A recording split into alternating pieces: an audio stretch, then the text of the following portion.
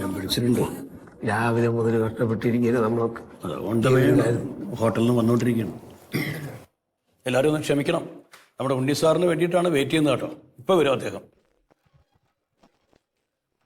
ഇന്ന് ഈ പ്രമോഷനുള്ള കാര്യം ഓർത്തിട്ട് ഇന്നലെ പോലും ഞാൻ ഉറങ്ങിയിട്ടില്ല. രാവിലെ മുതൽ ഇതിന്റെ കാര്യത്തിനായിട്ട് ഓടി നടക്കുക.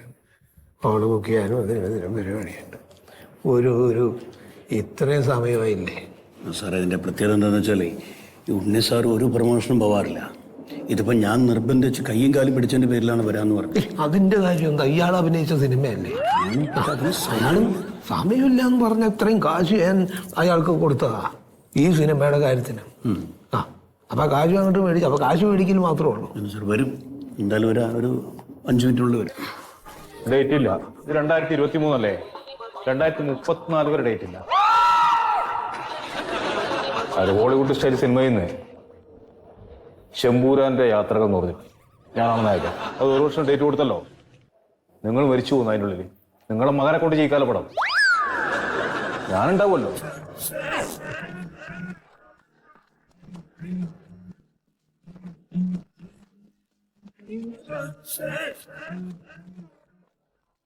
അതെ.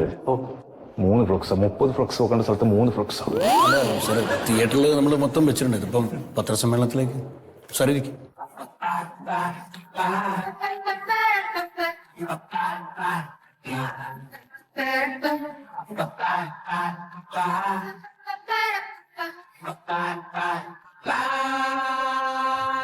ഓക്കെ, ഇപ്പൊ നമ്മള് ആരംഭിക്കുകയാണ്. ഇവിടെ ഉണ്ണി സാറ് എത്തിച്ചേർന്നു. വർമ്മയുടെ വരവ് എന്ന സിനിമയുടെ പ്രൊമോഷനായിട്ട് ബന്ധപ്പെട്ടിട്ടാണ് നിങ്ങളെല്ലാം വന്നിരിക്കുന്നത്. എല്ലാ മാധ്യമ സുഹൃത്തുക്കൾക്കും സ്വാഗതം. എന്നെ പ്രത്യേകിച്ച് പരിചയപ്പെടുത്തേണ്ട ആവശ്യമുണ്ടാവില്ല, നിങ്ങൾക്ക് എല്ലാവർക്കും അറിയാം. ഡയറക്ടർ മൊയ്തു, അതുപോലെ ഉണ്ണി സാറിനെയും പരിചയപ്പെടുത്തേണ്ട ആവശ്യം ഇല്ല. ഇത് ഈ സിനിമയുടെ പ്രൊഡ്യൂസർ ശീതളൻ സാറ്, കോട്ടയംകാരനാണ്. അതുപോലെ ഞങ്ങളുടെ നായിക ദമയന്തി. അപ്പോൾ ഇത് എൻ്റെ 18ാമത്തെ സിനിമയാണ്. ഈ സിനിമ എൻ്റെ സ്വപ്നമാണ്. കാരണം വർഷങ്ങളായിട്ട് ഞാൻ എൻ്റെ മനസ്സിൽ കൊണ്ടു നടക്കുന്ന ഒരു കഥയാണിത്.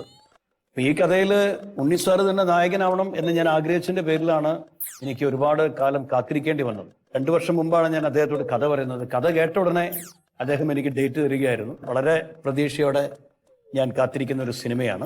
ഇപ്പോഴത്തെ ന്യൂ ജനറേഷൻ സിനിമകളെ കുറിച്ചൊക്കെ ഒരു പരാതിയുണ്ട്. ന്യൂ ജനറേഷൻ സിനിമയിൽ അച്ഛനില്ല അമ്മയില്ല എന്നുള്ളൊരു പരാതി. ആ പരാതി ഞങ്ങളുടെ സിനിമയിലില്ല. കാരണം ഈ സിനിമയിൽ നായകന് 2 അച്ഛനാണ്, നായികയ്ക്ക് 2 അമ്മയാണ്. അതാണ് ഈ സിനിമയുടെ ഒരു ഹൈലൈറ്റ്. ഞാൻ ഈ കഥയുമായിട്ട് ഒരുപാട് പ്രൊഡ്യൂസർമാരുടെ അടുത്ത് ചെന്നിട്ടുണ്ട്. പക്ഷെ ഈ പടം പ്രൊഡ്യൂസ് ചെയ്യാനുള്ള ഭാഗ്യം ലഭിച്ചത് ശീതളൻ സാറിനാണ്. പിന്നെ നിങ്ങളൊക്കെ ചോദിക്കാം, എന്താണ് ഇപ്പോൾ സാറിൻ്റെ മറ്റുള്ള സിനിമയിൽ നിന്ന് ഈ സിനിമയ്ക്കുള്ള പ്രത്യേകത, പുതുമ എന്താണെന്ന്. ഈ പുതുമ എന്ന് പറയുന്നത് ഞാനും ഉണ്ണി സാറും ഒന്നിക്കുന്നു എന്നുള്ളത് തന്നെയാണ് ഏറ്റവും വലിയ പുതുമ. അതുപോലെ ഞങ്ങളുടെ നായികയായിട്ട് ദമയന്തി വന്നുള്ളതും മറ്റൊരു പുതുമയാണ്. അപ്പം എന്തായാലും സിനിമ മറ്റന്നാൾ റിലീസാണ്. അതിന് മുന്നോടിയായിട്ടാണ്. അപ്പം നിങ്ങളുടെ എല്ലാവരുടെയും സപ്പോർട്ട് ഞങ്ങൾക്ക് വേണം. കൂടുതൽ കാര്യങ്ങൾ നിങ്ങൾക്ക് ഇനി ഈ സിനിമയെക്കുറിച്ച് ചോദിക്കാനുണ്ടെങ്കിൽ ചോദിക്കാം. ഉണ്ണി സാറേ, കഴിഞ്ഞ ദിവസം ഈ ചന്ദ്രയാൻ വിക്ഷേപണത്തിന്റെ വിജയം രാജ്യം മുഴുവൻ ആഘോഷിച്ച സമയത്ത് ഉണ്ണി സാറിന്റെ ഫേസ്ബുക്ക് പേജിൽ മാത്രം ഒന്നും എഴുതി കണ്ടില്ല. എന്താ അത്? റൂട്ട് മാറി പോകുന്നുണ്ടോ? ചന്ദ്രയാൻ റൂട്ടൊന്നും മാറിയിട്ടില്ല, കറക്റ്റായിട്ട് ലാൻഡ് ചെയ്തതാണ്. അതെ, ഒട്ടും റേഞ്ച് ഇല്ലാത്ത സ്ഥലത്തായിരുന്നു എന്റെ ഷൂട്ടിംഗ്. അപ്പോൾ ഒന്നും പ്രതികരിക്കാൻ പറ്റിയില്ല. ഇപ്പൊ പ്രതികരിക്കാലോ, ഇപ്പൊ അതിനുള്ള സമയമാണല്ലോ. അതെ, ഒരു മിനിറ്റ് സുഹൃത്തെ. നമ്മളിപ്പോ ഒരു സിനിമയുടെ പ്രൊമോഷന്റെ ഭാഗമായിട്ട് ഇരിക്കുകയാണല്ലോ. അല്ല, ഒരു നടൻ എന്ന് പറയുന്നത് സാമൂഹിക പ്രതിബദ്ധതയുള്ള ആളാണ്. അതെ, അത് നമുക്ക് ഇവിടെ 1 മണിക്കൂറുള്ളൂ ഈ സിനിമയുടെ പ്രൊമോഷൻ നടക്കണ്ടേ. ഞങ്ങൾക്ക് ഇപ്പൊ അതിനു വേണ്ടിയാണല്ലോ ഇരിക്കുന്നത്. അങ്ങനെയുള്ള നമുക്ക് ഈ സിനിമയായിട്ട് ബന്ധപ്പെട്ട ചോദ്യങ്ങൾ ചോദിക്കുകയാണെങ്കിൽ വളരെ നന്നായി. ഈ മരംകൊത്തി സഹദേവൻ എന്ന് പറയുന്ന സിനിമയുടെ പൂജാവേളയിൽ ഉണ്ണി സാർ ഒരു സ്ത്രീവിരുദ്ധ പരാമർശം നടത്തിയിരുന്നല്ലോ. അതിനെപ്പറ്റി എന്താണ് അഭിപ്രായം? മാത്രമല്ല കഴിഞ്ഞ ദിവസം ഉണ്ണി സാറിന്റെ കാറിൽ കണ്ട സ്ത്രീ ആരാണ്? ക്യാമറ വഴി കണ്ടതാണല്ലോ. അത് താങ്കളുടെ ഭാര്യയാണോ അതോ മറ്റാരെങ്കിലും ആണോ? ഞാനിപ്പോൾ അവിടെ പറഞ്ഞു നിങ്ങളോട്, വീണ്ടും നിങ്ങളത് ആവർത്തിക്കുകയാണ്. കാരണം നമ്മളിപ്പോൾ വന്നിരിക്കുന്ന വർമ്മയുടെ വരവ് എന്ന സിനിമയുടെ പ്രൊമോഷനായിട്ടാണ് നിങ്ങൾ വന്നിരിക്കുന്നത്. ഒരു നടൻ എപ്പോഴും ഒരു സാമൂഹിക പ്രതിബദ്ധതയുള്ള ആളാണ്, പല കാര്യങ്ങളും സംസാരിക്കണമല്ലോ. ഞാൻ പറയുന്നത് മറ്റൊന്നുമല്ല, അവിടെ ഉള്ള അധ്വാനം ഉണ്ടാക്കിയ കാശ് മുഴുവൻ ചെലവഴിച്ചിട്ട് സിനിമ എടുത്തിട്ട് അതിന്റെ ഒരു പ്രൊമോഷനാണ് നടക്കുന്നത്. അപ്പൊ നിങ്ങൾ അതായിട്ട് ബന്ധപ്പെട്ട് ഒന്ന് ഹെൽപ്പ് ചെയ്യണം പ്ലീസ്. എന്റെ ചോദ്യം ഉണ്ണിസാറിനോടാണ്. കോടതി ഈ അടുത്തിടെ വെടിക്കെട്ട് നിരോധിക്കുകയുണ്ടായി. ഇത് ആവിഷ്കാര സ്വാതന്ത്ര്യത്തിന് മേലുള്ള ഒരു കടന്നുകയറ്റമാണെന്ന് താങ്കൾക്ക് തോന്നുന്നുണ്ടോ? അത് മോളെ ഇതുവരെ പറഞ്ഞത് മോക്ക് കാര്യങ്ങൾ മനസ്സിലായിട്ടില്ലേ? ഈ സിനിമയെ കുറിച്ചുള്ള ചോദ്യങ്ങൾ ചോദിക്കുങ്ങള്, അല്ലാതെ അദ്ദേഹത്തിന് വ്യക്തിപരമായുള്ള ചോദ്യം അത് നിങ്ങൾ എപ്പോഴെങ്കിലും എവിടെയെങ്കിലും പോയിട്ട് അദ്ദേഹത്തോട് ചോദിക്കൂ. സർ, അതുപോലെ തന്നെ പോണ്ടിച്ചേരിയിൽ നിന്നും ടാക്സ് വെട്ടിച്ചുകൊണ്ട് സാർ ഒരു ഓഡി കാർ സ്വന്തമാക്കിയെന്ന് കേട്ടല്ലോ. അതിനെ കുറിച്ച് സാറിന് എന്താണ് പറയാനുള്ളത്? നിങ്ങളെ തോന്നിയ ചോദ്യങ്ങൾ ചോദിക്കാൻ വേണ്ടി ആരാണ് പുറത്ത് കാത്തിരിക്കുന്നത്? തോന്നിയ ചോദ്യങ്ങൾ ചോദിക്കുന്നത് എന്റെ പേഴ്സണൽ കാര്യങ്ങളാണ്. പോലീസ് ടാക്സ് പിടിക്കും, ബഹിരാകാശം, എന്താ നിങ്ങളെ തല്ലിപ്പള്ളി ചോദ്യം ഉത്തരം നിങ്ങൾ ഒരാൾ പറഞ്ഞിട്ടാണ് ഞാൻ ഈ പ്രൊമോഷൻ വന്നത്. ഞാൻ പ്രൊമോഷൻ വേണ്ട ഒരാളല്ല.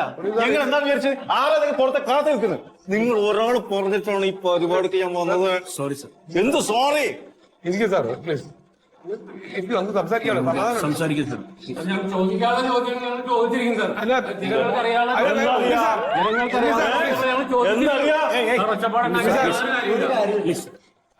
ചോദ്യങ്ങൾ ചോദിച്ചുകൊണ്ടേയിരിക്കും. ഞങ്ങൾ ജോലി പറയുന്നത് കേൾക്കൂ പ്ലീസ്. നിങ്ങൾ ഒരു സിനിമയുടെ പ്രൊമോഷൻ വന്നിട്ട് നിങ്ങൾ ഇങ്ങനെ വയലന്റ് ആവില്ല പ്ലീസ്. അല്ല സർ, ഞങ്ങൾക്ക് ചോദിക്കാനുള്ള ചോദ്യങ്ങൾ ചോദിക്കാൻ വേണ്ടിയാണ് ഞങ്ങൾ ഇവിടെ വന്നിരിക്കുന്നത്. ഉണ്ണി സാർ, നിങ്ങൾ വിളിച്ചിട്ട് വന്നവരാണ് എങ്കിൽ sir, Unni sir please please. ഒരു കഷ്ടം. അല്ല, ഇത് ഞാനൊരു ആവർത്തിച്ച് 2-3 തവണ ഞാൻ പറഞ്ഞില്ല സുഹൃത്തുക്കൾ. ഞാനും പറഞ്ഞില്ല നിങ്ങളടുത്ത്. അയാൾ ഇങ്ങനെ പ്രകോപിപ്പിക്കേണ്ട കാര്യമില്ല. അങ്ങോട്ടും ഇങ്ങോട്ടും ബഹുമാനം വേണ്ടേ? നിങ്ങൾ ആവർത്തിച്ച് പിന്നെയും ചോദിച്ചുകൊണ്ടാണ് അയാൾ അത്രയും വയലന്റ് ആയത്. ഒന്ന് സഹകരിക്കും. തൽക്കാലം നമ്മളിതൊന്ന് ബ്രേക്ക് ചെയ്യാണ്. പുറത്തെ റൂമിൽ ചായ ഏർപ്പാടാക്കിയിട്ടുണ്ട്. എല്ലാവരും ചായ ഒന്ന് പോയി കുടിക്കും.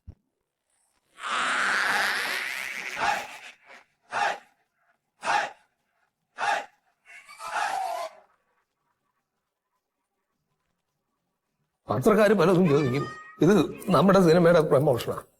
ആ സമയത്തൊന്ന് ആത്മസംയമനം പാലിച്ച് സംസാരിക്കണ്ടേ? ഇപ്പൊ നമ്മളൊക്കെ സംസാരിച്ചല്ലോ.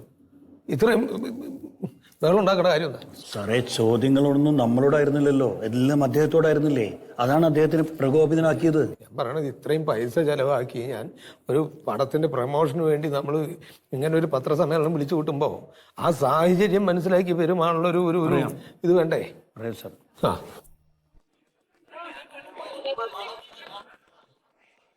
അപ്പൊ പ്രതീക്ഷ, ഞാൻ എപ്പോഴും വിളിക്കുന്നു, ഫോൺ എടുക്കണ്ടേ? ആ, അതെ, നമ്മള് സരിത സൗദി സംഗീതയില് അവിടെ ആളിനെല്ലാം അറേഞ്ച് ആക്കിയിട്ടില്ലേ? എല്ലാം നല്ല റിവ്യൂസേ പറയിപ്പിക്കാവൂ. ഇന്നലെ ചില്ലറയ്ക്കല്ല കള്ളു കുടിച്ചത്, ഞാൻ ചെലവ് ചെയ്തത്, മറക്കണ്ട. ആ, പിന്നെ PR ആളെ വിട്ടിട്ടുണ്ടല്ലോ. ആ, ഓക്കെ ഓക്കെ. ഞാൻ സാനിയല്. ഇവിടെ ഇപ്പം ഷോ കഴിയാറായി. ആ, ഓക്കെ ഓക്കെ ഓക്കെ. ശരി, നീ വെച്ചോ. അതെ, നമ്മളെ പ്രൊഡ്യൂസർ വിളിക്കുന്നു. ആ സാറേ, സാറേ, പടം കഴിയാറായി. ആ, ടെൻഷൻ അടിക്കല്ലേ സാറേ. PR മന്മഥനൊരു പടം ഏറ്റു കഴിഞ്ഞാൽ അത് അതിന്റെ രീതിക്ക് കൊണ്ടാക്കി തരും. സാറ് ടെൻഷൻ വേണ്ട. ആ, എല്ലാ അറേഞ്ച്മെന്റ്സ് ആക്കിയിട്ടുണ്ട്. സിനിമ കഴിയാറായി സാറേ. ഇന്നിപ്പം നോക്കിയോ, ഈ ഷോ കഴിഞ്ഞു കഴിഞ്ഞാൽ റിവ്യൂസ് എല്ലാം നമ്മൾ ഫേസ്ബുക്കിൽ കയറ്റി വിടും. ഇന്നത്തെ ഇതിപ്പോ ഈ ഷോയ്ക്ക് ഇച്ചിരി ആള് കുറവാണ്. അത് ടെൻഷൻ വേണ്ട. ഇപ്പം നമ്മൾ മറ്റു തിയേറ്ററിൽ ആളെ അറേഞ്ച് ചെയ്തിട്ടുണ്ട്. ആ റിവ്യൂസ് എല്ലാം കൂടെ ഇപ്പം നമ്മൾ നമ്മുടെ പേജിലൂടെ അങ്ങ് ഷെയർ ചെയ്യും. അപ്പോഴത്തേക്കും പിന്നെ ബാക്കി ഓളം ഉണ്ടാവും. ബാക്കി ഇന്ന് മാറ്റണിയും ഫസ്റ്റ് ഷോയും സെക്കൻഡ് ഷോയും ഒക്കെ ഫുള്ളായിരിക്കും സാറേ. PR മന്മഥനാണ് പറയണത്. സാറ് ധൈര്യമായിട്ട്, നമ്മളിത് ആദ്യമായിട്ട് നമ്മൾ ഒരുമിച്ച് ഒരു പടം ചെയ്യണോണ്ടാ സാറേ. ഇപ്പൊ ഇത് കഴിയുമ്പോൾ അടുത്ത പടം ഇനി സാറ് ചെയ്യണം. എല്ലാ പടം എന്നെ തന്നെ ഏൽപ്പിക്കും. ടെൻഷൻ വിട് സാറേ, ടെൻഷൻ വിട്, ധൈര്യമായിട്ടിരിക്കും. Okay sir, okay okay. പ്രൊഡ്യൂസർമാർക്ക് എന്ത് ടെൻഷൻ, ഇത് നമ്മൾ അനുഭവിക്കുന്ന ടെൻഷൻ. അപ്പൊ ഷോ വിടാറായിട്ടുണ്ട്. അറിയാലോ, കാര്യങ്ങളൊക്കെ പറഞ്ഞ് സെറ്റാണല്ലോ. നമ്മുടെ ഫസ്റ്റ് പറഞ്ഞ എല്ലാം നമ്മുടെ ടീമായിരിക്കും. അവരോടൊക്കെ ധൈര്യമായിട്ട് ചോദിച്ചോ. സിനിമയെ കുറിച്ച് മാക്സിമം പരമാവധി, പിന്നെ എല്ലാം അതിന്റെ ബൂസ്റ്റപ്പ് ചെയ്തോളണം. ഡയറക്ടറെയും കാര്യങ്ങൾ ചോദിച്ചോണം. പിന്നെ നമ്മുടെ ഹീറോയിനെ പറ്റി എല്ലാം ചോദിച്ചോണം. പിന്നെ ആരെങ്കിലും അത് നെഗറ്റീവ് പറയാം. കുറച്ചെല്ലാം ആൾക്കാർ കയറിയിട്ടുണ്ട്. അഥവാ പറഞ്ഞാൽ അവര് അത് പറയാതെ വിടുക, അല്ലെങ്കിൽ അത് സ്കൂട്ട് ചെയ്തിട്ട് അടുത്ത നമ്മുടെ നാട്ടിലോട്ട് പോവുക. പറയല്ലേ, എന്റെ പ്രസിഡന്റ് പ്രശ്നമാണ്. വൈകിട്ട് പാർട്ടി കാര്യമായിട്ട് ഓക്കെ സെറ്റ് ചെയ്യാം. പടം വിടാറായില്ലേ? കിട്ടാം. ചേട്ടാ, സിനിമ എങ്ങനെയുണ്ടായിരുന്നു? Cinema super. പഴയകാല സിനിമയെക്കാളും നോക്കുമ്പോ എല്ലാ നടന്മാരും ഗംഭീരമായിട്ട് അഭിനയിച്ചിട്ടുണ്ട്. എനിക്കിനി 5-6 വട്ടം കാണുന്ന ആഗ്രഹമുണ്ട്. സമയം ഉണ്ടെങ്കിൽ ഇനി വന്ന് കാണും. സൂപ്പർ. ഓക്കെ ഏട്ടാ, താങ്ക് യു ഏട്ടാ. ചേട്ടാ, സിനിമ എങ്ങനെയുണ്ടായിരുന്നു? അടിപൊളി, സൂപ്പർ. വർമ്മയുടെ വരവ് തകർത്തുണ്ട്. ഉണ്ണേട്ടൻ സൂപ്പർ ആക്കിണ്ടത്. ദമയന്തി അതെ പാട്ടൊക്കെ സൂപ്പറാ അല്ലെ, ക്യാമറ വർക്ക് ടെക്നീഷ്യനൊക്കെ സൂപ്പറായിട്ടുണ്ട്. ഇടിയാണ്, അത് സഹിക്കാൻ പറ്റില്ല. നോക്കി ഞാൻ അടുത്ത ഷോട്ടിന് ടിക്കറ്റ് എടുക്കാൻ പോവാ. വിദേശത്ത് ചിത്രീകരിച്ച ഗാനങ്ങളൊക്കെ അടിപൊളി, ഒന്നും പറയാനില്ല. ഒക്കെ 100% കറക്റ്റ് ആണ്. ഓക്കെ ഓക്കെ, താങ്ക് യു ചേട്ടാ. അടിപൊളി. ഓക്കെ വർമ്മയുടെ വരവ് സൂപ്പർ, ഡയറക്ടറുള്ള മൊത്തം കൊള്ളാം, സൂപ്പർ ആയിട്ട്. ഓക്കെ ചേട്ടാ, താങ്ക് യു. പിടിച്ചോ, എല്ലാം നമ്മൾ ടീം പിടിച്ചോ. നമ്മുടെ സിനിമയിലെ നായിക ദമയന്തി വരുന്നുണ്ട്. മാഡം, എങ്ങനെയുണ്ടായിരുന്നു ആദ്യത്തെ സിനിമയിലെ എക്സ്പീരിയൻസ്? വളരെ ഫുൾഫില്ലിംഗ് ആയിരുന്നു. ഇത്രയും മനോഹരമായിട്ടുള്ള ഒരു സിനിമയുടെ ഭാഗമാകാൻ പറ്റിയതിൽ ഒരുപാട് സന്തോഷമുണ്ട്.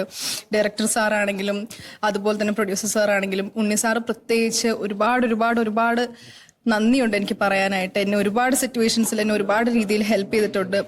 So thankful, so grateful, so thank you. Thank you.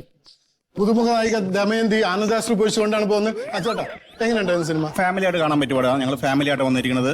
Super, ഒന്നും പറയാനില്ല. അതിന്റെ ഡയറക്ഷൻ സൈഡ് സൂപ്പർ, അതിന്റെ ഛായാഗ്രഹണം സൂപ്പർ, ടെക്നിക് സൈഡ് എല്ലാം സൂപ്പർ, ഒന്നും പറയാനില്ല. ഞങ്ങൾ 2 മണിക്കൂർ ഞങ്ങൾ എൻജോയ് ചെയ്തു. Thank you.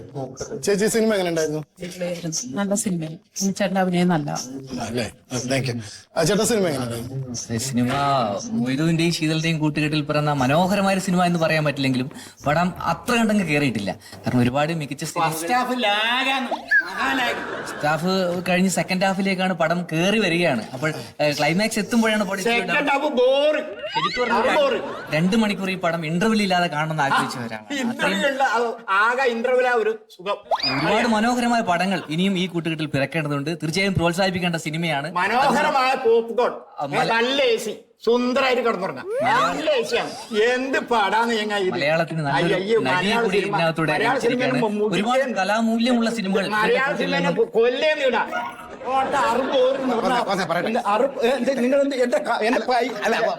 സാധാരണക്കാരൻ പൈസ കളയുന്നത്. പൈസ ഞാൻ തിരിച്ചു തരാം. പൈസ ഞാൻ തരാം. സാധാരണക്കാരന്റെ പൈസ കളയുന്നു. ചേട്ടാ, സിനിമ എങ്ങനെയുണ്ടായിരുന്നു? ഇങ്ങനെയാ സിനിമ എടുക്കുക? എന്ത് പടായത്?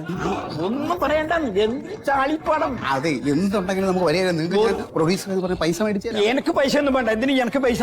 ഞാൻ ഇന്ന് ഇതിനെക്കുറിച്ച് റിവ്യൂ ചെയ്യുന്നുണ്ട്. ഞാൻ ആരാണെന്നറിയാ? ലക്ഷക്കണക്കിന് കാണികളുണ്ട് എനിക്ക്.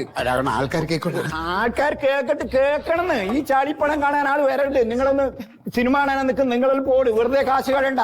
വെറും ചാളിപ്പടം. ഫസ്റ്റ് ഹാഫ് മഹാലാഗ്, സെക്കൻഡ് ഹാഫ് മഹാ ബോറ്. ആകെപ്പാടെ ഒരു കിട്ടുന്നത് ഇതാണ്, ഇന്റർവ്യൂ അലാണ്. മഹാബോറാണ്. എന്തിനു കാണും? ഞാൻ ഇന്ന് തന്നെ ഈ പടത്തിന് റിവ്യൂ എഴുതുന്നുണ്ട്. നിങ്ങൾ അത് കണ്ടിട്ട് വന്നോ ഈ സിനിമ?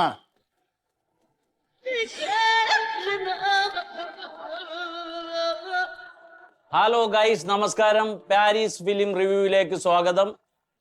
ഇന്ന് നമ്മൾ വളരെ പ്രതീക്ഷയോടെ കാത്തിരുന്ന് റിലീസായ പാൻ ഇന്ത്യൻ സിനിമ വർമ്മയുടെ വരവ് എന്ന ചിത്രത്തെക്കുറിച്ചാണ് ഇന്ന് പാരീസ് ഫിലിം റിവ്യൂ ചെയ്യുന്നത്.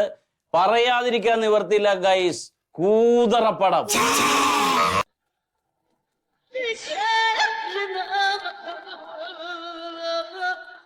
ഹലോ ഗൈസ്, നമസ്കാരം. പാരീസ് ഫിലിം റിവ്യൂവിലേക്ക് സ്വാഗതം.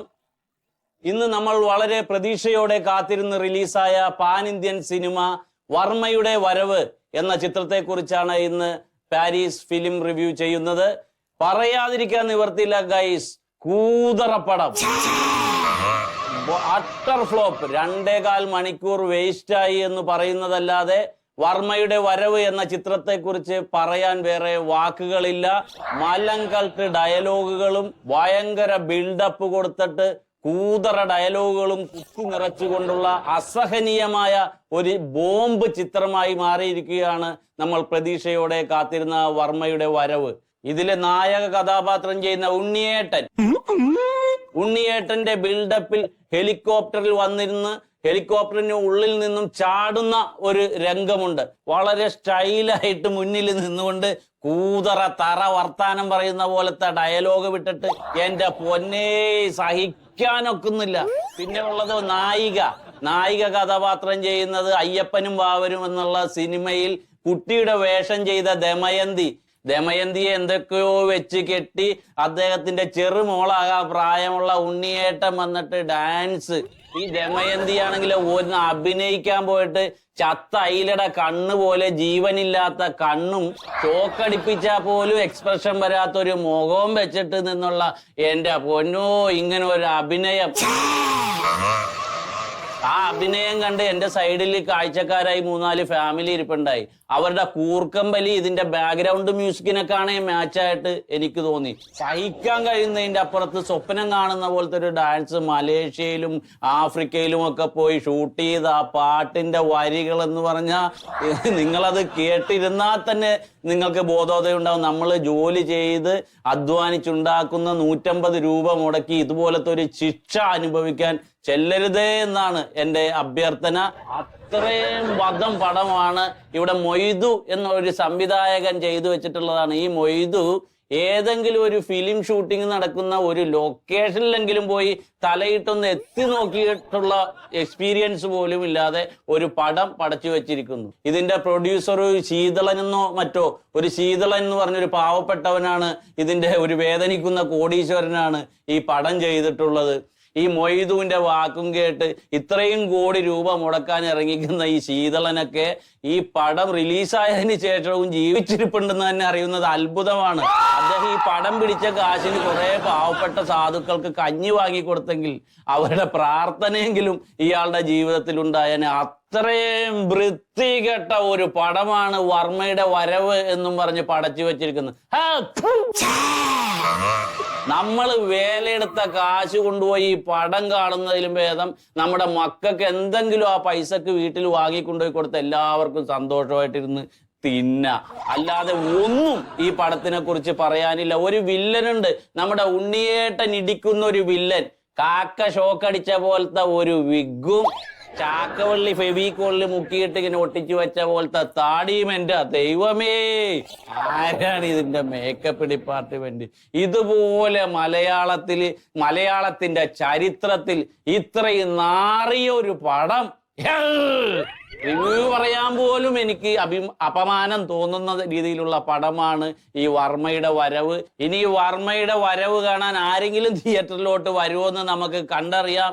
ഇത്രയും വൃത്തികെട്ട ഒരു പടത്തിന് മൊത്തത്തിൽ എനിക്ക് പറയാനുള്ളത്, ഇത്രയും വൃത്തികെട്ട ഒരു പടം ഇനി നമ്മുടെ മലയാളത്തിൽ ഇറങ്ങാനില്ല എന്നാണ്. ഇതിന് ഞാൻ ആവറേജ് ഒരു 10-ൽ 1/2 മാർക്കാണ് എന്റെ റേറ്റിംഗ്. അപ്പൊ അടുത്തൊരു പടത്തിന്റെ റിവ്യൂമായി വീണ്ടും വരാം.